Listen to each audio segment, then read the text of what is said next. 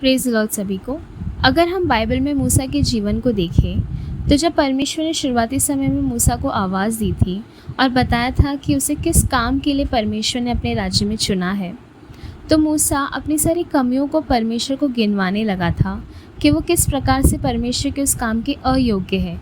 जैसे कि उसने एक का खून भी किया था, वो बोलने में स्पष्ट नहीं था, उसके अंदर कहीं ना कहीं कॉन्फिडेंस की कमी थी, लोग उस पर विश्वास नहीं करते होंगे या फिर वो लोग उसे झूठा समझते होंगे।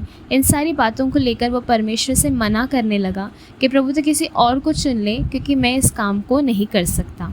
हमारे साथ भी कई बार ऐसा होता है कि जब हम अपने आप से किसी बेहतर व्यक्ति को देखते हैं कलीसिया में, तो हम अपने आप को उससे कंपेयर करने लगते हैं और अपने आप को एकदम डीमोटिवेट करके बैकस्लाइड होना शुरू हो जाते हैं। और शैतान जो भी बातें नेगेटिविटी से हमें भर देता है, उन सारी बातों पर यकीन करने लगते हैं। इनफैक्ट जो हमारा मन भी हमें कहता है कि तू ऐसा ही है, उन बातों को भी सच मानने लगते हैं। जैसे कि यिर्मयाह 17 अध्याय के 9वें वचन में लिखा है, मन तो सब वस्तुओं से अधिक धोखा देने वाला होता है, उसमें असाध्य रोग लगा है, उसका भेद कौन समझ सकता है।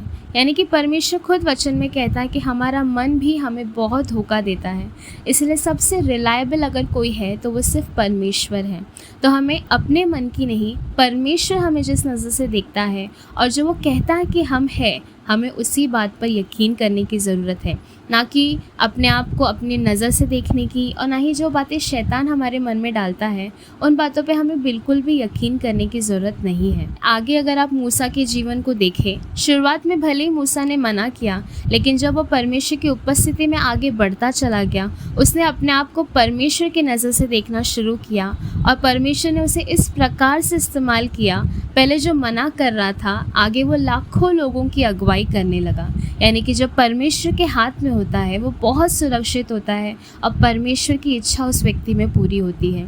तो आइए हम सब भी अपने आप को परमेश्वर के हाथ में सौंपें, अपनी नज़र से अपने आप को जज ना करें, क्योंकि जज करने का अधिकार हमें नहीं दिया गया है।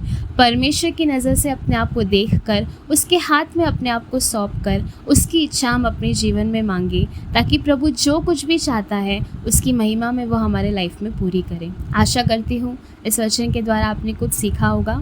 आप सभी को जय मसीह की।